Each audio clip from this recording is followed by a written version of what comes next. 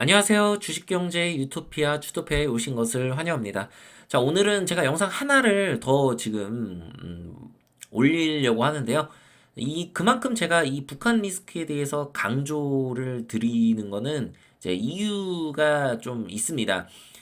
사실 북한이 상반기에 갑자기 이렇게 행동할 거라고 생각을 하신 분들은 아무도 없을 거라고 생각해요. 그러니까 지금 북한이 뭔가를 터뜨린 게 아니잖아. 그쵸? 실질적으로 말만 그렇게 했고, 뭐 포격만 했어요. 해안에. 그지만 지금, 김정은이 얘기하는 말의 수위가 점점 더 높아지고 있어요. 과연 말뿐이냐, 말뿐으로 끝낼 것이냐, 이거는 우리가 조금 미래를 김정은의 속내를 알 수가 없기 때문에 예단을 해서는 안 돼요. 무조건 뭐 그렇게 한다. 그지만 리스크를 조금 생각을 해두셔야 될 것 같아요. 제가 차트 분석을 조금 했을 때는 이 리스크를 생각을 하는 게 저는 바람직하다고 생각합니다. 그래서 2024년에 제가 개인들이 주식을 아마 좀 많이 접을 수도 있다 이런 이야기를 드렸습니다. 작년에 그죠? 그 2024년 상반기는 분명히 좋을 거다라고 이야기를 했어요. 그런데 이 북한의 리스크가 만약에 터질 경우에는 그 반대되는 상황이 일어날 수도 있다. 요 영상을 보시고 좀 이해를 하시면서 시장을 접근하셨으면 좋겠다는 거예요. 구독과 좋아요, 알림 설정 부탁드리고요. 먼저 코스피 차트 보고 방산주 주식 한 두 가지 정도 보고 여러분들한테 좀 설명을 드리도록 하겠습니다. 일단 코스피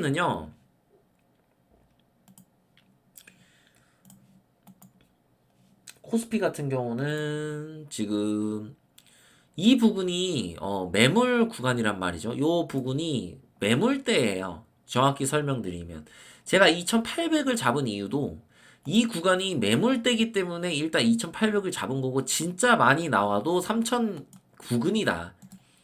그렇게 작년도에 이제 이렇게 2024년도 시황을 전망한 이유가 악재가 이런 돌발 악재가 없었을 때를 가정하는 겁니다. 북한이라는 뭐 이런 돌발 악재를 제가 생각했을 리가 없잖아요. 김정은이 뭐라고 이야기할 줄 알고요. 그죠? 그런데 지금 제 예상과 조금 다른 변수가 생긴 거죠. 그게 이제 북한 문제인데 이게 어떻게 될지 모르겠지만 코스피 같은 경우는 추가적인 상승 여력이 여기까지 있는 거예요. 상반기 기준으로 제가 말씀드리는 겁니다. 일단은 이게 하반기에 여기를 갈 수도 있는 거예요. 근데 일단 상반기에 지금 상황에서 뚜렷한 악재가 없다라는 가정하에 여기까지 충분히 갈 수 있습니다. 근데 만약에 북한 문제가 터지게 될 경우 그 시나리오를 말씀드리는 거예요. 자, 파동상 관점을 봤을 때, 자, 2.8 전쟁이 끝났죠? 거기서 1파가 나오고, 여기서 이렇게 해서 N파가 나왔습니다. 그쵸? N파가 일단은 끝났어요. 여기 찍고, 여기 전고점을 살짝 넘고. N파가 끝나고 지금 조정을 받고 있는 상황이죠. 그런데, 여러분들 엘리어트 파동 제가 설명드리지만 1파, 2파, 3파, 4파, 5파 이렇게 무조건 나오지 않는다고 했죠.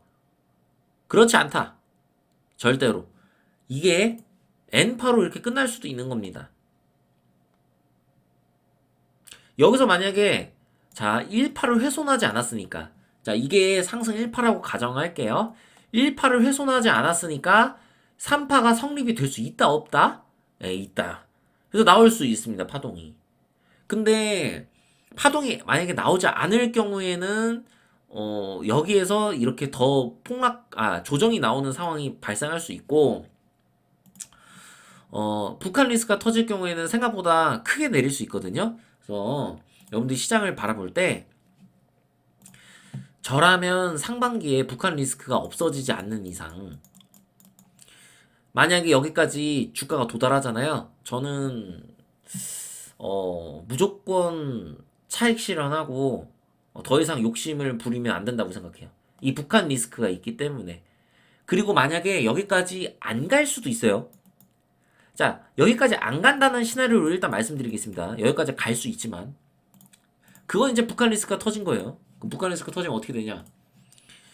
만약에 소프트하게 북한 리스크가 터졌어. 귀엽게. 약간 귀여운 수준으로. 그러면 반드시 여기 지지해야 됩니다. 지금 거의 지지까지 왔는데 그냥 반드시라고 표현할게요. 반드시. 반드시. 이거를 이탈한다는 거는 무슨 의미예요? 엄청난 악재가 터졌다.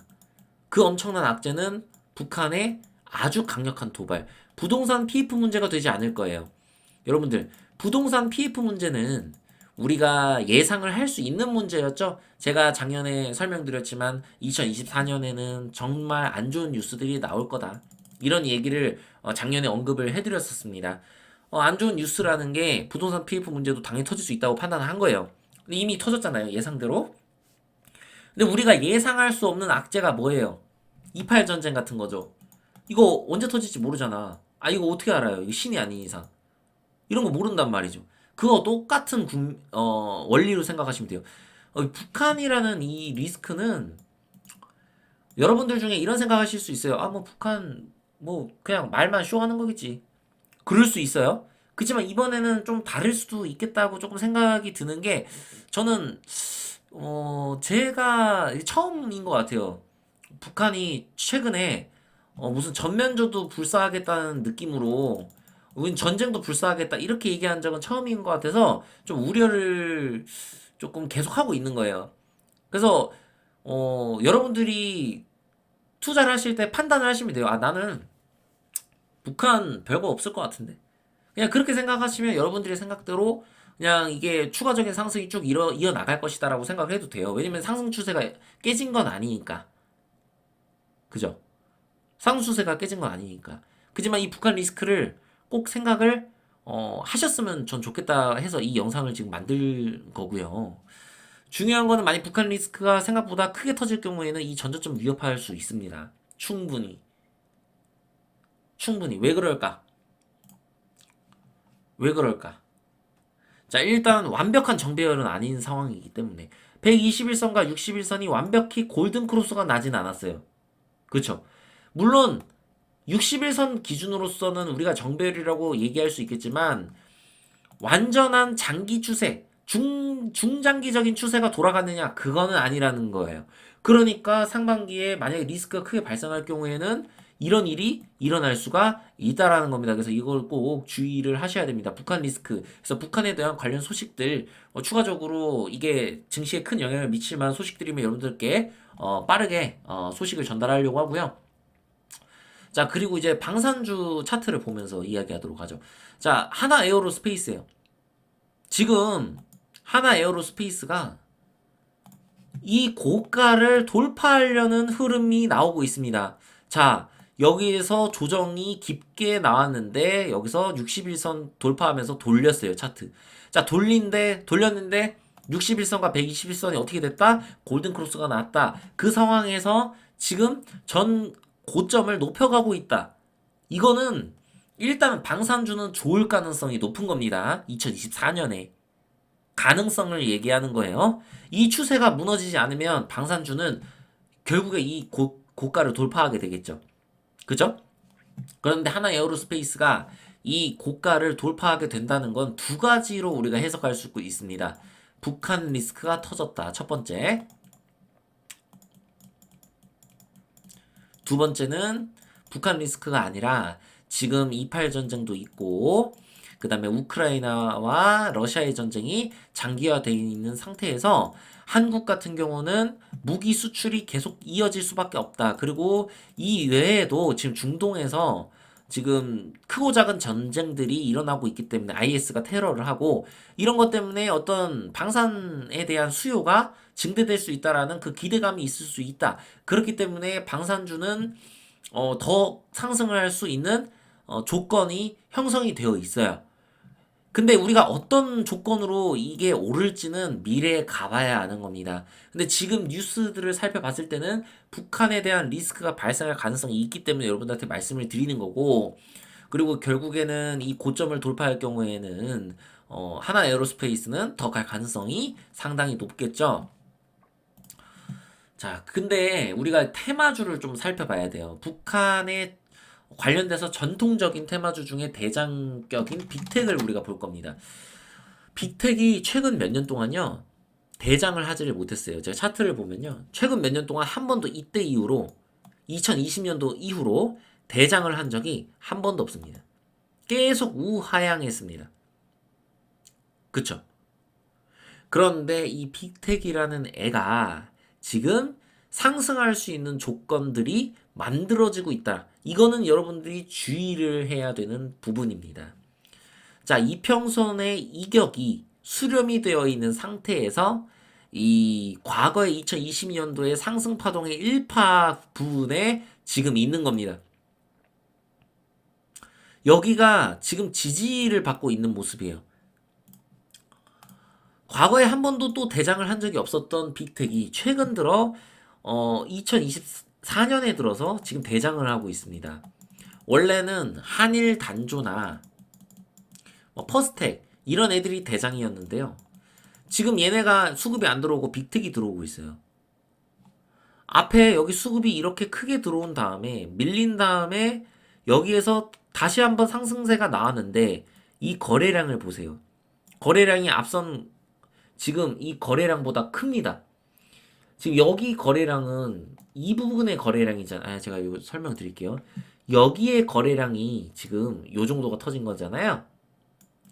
근데 이 바닥 국면에서 올라온 이 정도 라인에 있는 거래량은 한 요 정도가 되는데요. 그죠? 이거보다 더 많이 터졌어요. 거래량이. 그리고 나서 꾸준하게 거래량이 터지고 있고 오늘 좀 조정을 받고 있죠. 물론 빅텍이 추가적으로 밀릴 수도 있겠으나 만약 이게 북한 리스크가 터질 경우에는 상승할 수 있는 그런 조건이 이미 갖추어져 있습니다. 그래서 여러분들은 주의를 해야 되는 겁니다. 만약에 북한 리스크가 터졌을 때를 제가 가정해서 또 말씀을 드릴게요. 빅텍이 만약에 북한 리스크가 심하게 터질 경우에는 막 상한가 가고 그래요. 근데 반대로 한국 증시는 제가 북한 리스크를 예전에 경험을 해봤어요. 주린이 시절에. 하한가 갑니다, 여러분. 여러분들 한 번도 북한 리스크 경험해 본 적이 없죠? 하한가 가요, 여러분들 종목. 뻥인 것 같죠? 북한 리스크 크게 터지면 여러분들의 개별주가 갑자기 하루아침에 쩌마가 가기도 합니다. 그래서 북한이 어떠한 행동을 할지 우리 모르기 때문에 이것을 생각을 해야 돼요. 이 리스크가 굉장히 커요. 만약 잘못되면.